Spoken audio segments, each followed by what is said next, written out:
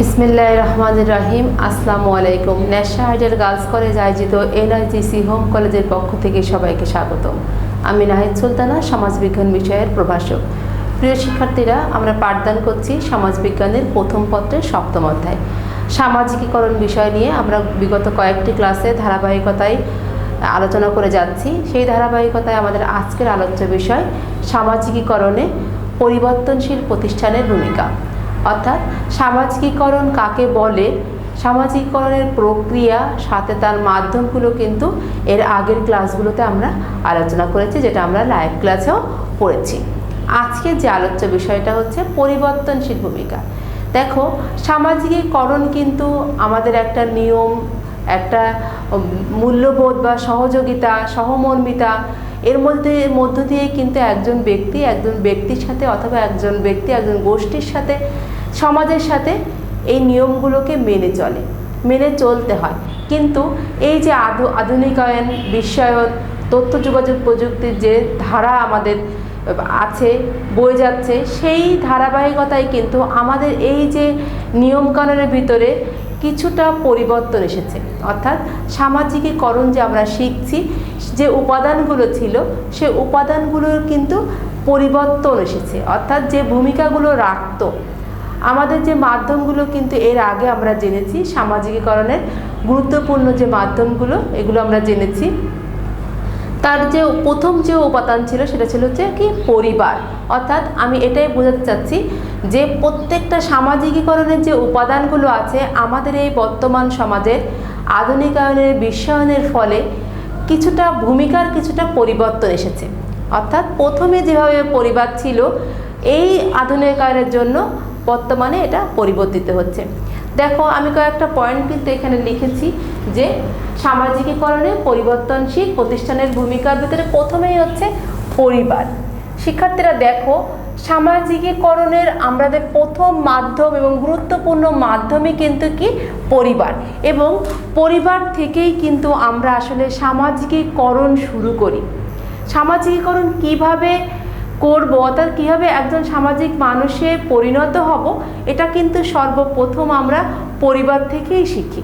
অর্থাৎ পিতামাতা, ভাই বোন, আত্মীয়, আমাদের যে পাশে যে থাকে দাদা দাদি বা ফুপু চাচা, এসবের সম্পর্কের মধ্য দিয়ে কিন্তু আমরা সামাজিকীকরণ শিখি। বর্তমান সমাজে যে আধুনিকায়ন এসেছে, যে বিশ্বায়ন এসেছে, সেইখানে কিন্তু আমরা খুব সহজেই আমাদের চোখে পড়ে যে আগে যেখানে ছিল যৌথ পরিবার, সেখানে এখন বর্তমানে ভেঙে হচ্ছে একক পরিবার।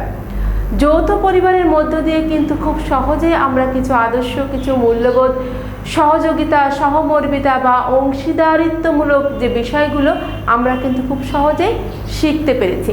অর্থাৎ শেয়ারিংয়ের যে ব্যাপারটা, আমরা একে অন্যের বিপদে এগিয়ে যাওয়া, একে সাহায্য করা, কিছু দেওয়া, সেটা খাওয়ার জিনিস থেকে শুরু করে যে কোনো জিনিস শেয়ারিং যে করে একে অন্যকে দেওয়া, এটা কিন্তু আমরা পরিবারের মধ্য দিয়েই শিখেছি।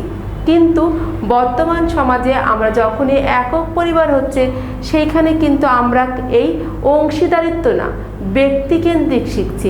অর্থাৎ যে জিনিসটা সেটা আমারই, অন্য কাউকে দিব না, এরকম একটা মানসিকতা কিন্তু আমাদের ভিতরে খুব সহজেই চলে আসছে। তার সাথেও দেখবে যে যখনই আমরা যে কাউকে সাহায্য করা, পরিবারে যখনই সাহায্য করার যে মানসিকতা, এটাও কিন্তু আস্তে আস্তে কমে যাচ্ছে। আবার বাচ্চাদের ভিতরে বা শিশুদের ভিতরে কি হচ্ছে, এই যে জেদ বা আমি এটা করব, এই যে মানসিকতাটা, এটা কিন্তু জন্ম নিচ্ছে। কেন নিচ্ছে? একক পরিবারের জন্য। কারণ যৌথ পরিবারের যেভাবে আমরা মিলেমিশে সুখ দুঃখ, আনন্দ বেদনাকে ভাগাভাগি করে নিয়ে চলতাম, সেটা কিন্তু আর একক পরিবারে হচ্ছে না। তাহলে কি হচ্ছে, আমরা আগে যেভাবে পরিবারের থেকে যে ধরনের সামাজিকীকরণের যে উপকরণ শিখছিলাম, সেটা কিন্তু বর্তমান সমাজে এই পরিবারের ভূমিকাটা পরিবর্তন হয়েছে। অর্থাৎ আগে যেটা আমরা শিখেছি অংশীদারিত্বমূলক, এখন সেটা শিখছি কি ব্যক্তিকেন্দ্রিক। অর্থাৎ এভাবে কিন্তু পরিবারের যে সামাজিকীকরণের ভূমিকাটা ছিল, সেটা কিন্তু পরিবর্তন হচ্ছে। প্রিয় শিক্ষার্থীরা, তারপরে দেখো আমি লিখেছি কি সমবয়সী সঙ্গী দল ও খেলার সাথে। এটা দেখো আমরা খুব সহজে আমরা বলতে পারি কি বর্তমান সমাজে আর আগের সমাজেরগুলো একটু পার্থক্য সেটা দেখো, সমবয়সী বা সঙ্গী দল। এখান থেকে তোমরা যারা আছো তোমাদের সময় বা তোমাদের পিতামাতা বা তার দাদি বা ফুফু এদের কাছে শুনে দেখবে যে অধিকাংশ সময়ে কিন্তু আমরা আমাদের সমবয়সীদের সাথে খেলাধুলায় থাকতাম এবং এই খেলাধুলার ভিতর দিয়ে কিন্তু আমরা অনেক কিছু শিখতাম, যে কিভাবে আমরা মিলেমিশে থাকবো, একে অপরের সাথে মিলেমিশে থাকার, অপরকে সাহায্য করার, পরিবারের বাইরেও যে অপরকে সাহায্য করতে হয়, এটা কিন্তু এই খেলার সাথে সমবয়সীর সাথে খেলাধুলার মধ্য দিয়ে শিখতে পারতাম। কিন্তু এখানেও কিন্তু সামাজিকীকরণের একটি পরিবর্তন দেখা দিচ্ছে। কিভাবে? যে বর্তমান সমাজে কিন্তু আমরা ওই যে আগেই বলেছি যৌথ পরিবার ভেঙে একক পরিবারে চলে এসেছি এবং একক পরিবারের এই আধুনিকায়নের ফলে, এই বিশ্বায়নের ফলে কি হচ্ছে, আমরা কিন্তু খুব বেশি পিতামাতারা অন্য পরিবারের ছেলে মেয়েদের সাথে খেলা করতে দেওয়াটা পছন্দ করি না। আবার এমনও হয় যে এই যে তথ্য প্রযুক্তির যুগে এতটা আধুনিকতা, আমাদের মোবাইল, কম্পিউটার, ল্যাপটপ আমাদেরকে এত আসক্ত করে দেয় যে আমরা কিন্তু খেলার সাথীদের সাথে খেলতেও খুব বেশি পছন্দ করি না। আমরা কি করি, বাসায় ঘরে বসে মোবাইল, ল্যাপটপ নিয়ে দীর্ঘ সময় কাটিয়ে দিই। অর্থাৎ আমাদের কিন্তু যে খেলার সাথীর মধ্য দিয়ে যে সামাজিকীকরণটা শেখার কথা ছিল, সেটা কিন্তু আমরা এখন আর ওইভাবে শিখতে পাচ্ছি না। তাহলে কি হচ্ছে, আমাদের কিন্তু পরিবর্তন হচ্ছে, সামাজিকীকরণে খেলার সাথীদের ভূমিকাটাও পরিবর্তন হচ্ছে। এরপরে যেটা আছে কি, শিক্ষা প্রতিষ্ঠান। এরপরে আছে শিক্ষা প্রতিষ্ঠান। এর আগে যখন আমি পড়েছিলাম সামাজিকীকরণে আমাদের যে মাধ্যমগুলো, সেই মাধ্যমের কিন্তু পরিবার যেমন একটা গুরুত্বপূর্ণ মাধ্যম, সেখানে থেকে এই যে আনুষ্ঠানিক যে শিক্ষা, সেটা কিন্তু আমরা সামাজিকীকরণ শিখি কোথায়, এই শিক্ষা প্রতিষ্ঠান থেকে। তাহলে দেখো, শিক্ষা প্রতিষ্ঠানের কথা আমি বলছি যে আমরা কিন্তু আগের, তোমাদের যদি কারোর কোনো বই থাকে, আমরা খুব ছোট্ট করে উদাহরণ দিই যে আমরা পড়তাম কি, অতে উজু, আতে আজান, কিন্তু এখন আমরা কি পড়ি, অতে অজগর, আতে আম। অর্থাৎ এই যে ছোট্ট একটা কথার মধ্যে দিয়েও কিন্তু আমাদের বুঝতে পারছি কি, যেটা কিন্তু পরিবর্তন হচ্ছে, এটা কিন্তু পরিবর্তন হচ্ছে। আর একটা বিষয় আমরা খুব লক্ষ্য করতে পারি, আমাদের সময় যে বিদ্যালয় ছিল, শিক্ষা প্রতিষ্ঠান ছিল, সেটা কিন্তু খুব খোলামেলা ছিল, আমাদের খেলার একটা মাঠ ছিল। এখন কিন্তু বেশিরভাগ শিক্ষা প্রতিষ্ঠান একটা ভবনেই পরিচালিত হয়, সেক্ষেত্রে কিন্তু আমাদের খেলাধুলার বা এই যে পারিপার্শ্বিকতার সুযোগটা থাকে না। তার থেকেও আর একটা বিষয় হচ্ছে কি, শিক্ষা প্রতিষ্ঠানে শুধুমাত্র কিন্তু শিক্ষাদান না, সাথে কিন্তু আমাদের সাংস্কৃতিক যে অংশটা ছিল, সেটাও কিন্তু আমরা করতাম। বিভিন্ন ধরনের খেলাধুলা, গান, বাজনা, বিভিন্ন ধরনের সাংস্কৃতিক যে মনোরঞ্জনের একটা ব্যাপার ছিল, মানসিক প্রশান্তির একটা ব্যাপার ছিল, এটা কিন্তু আমরা কি করতাম, শিক্ষা প্রতিষ্ঠানে গেলে পেতাম।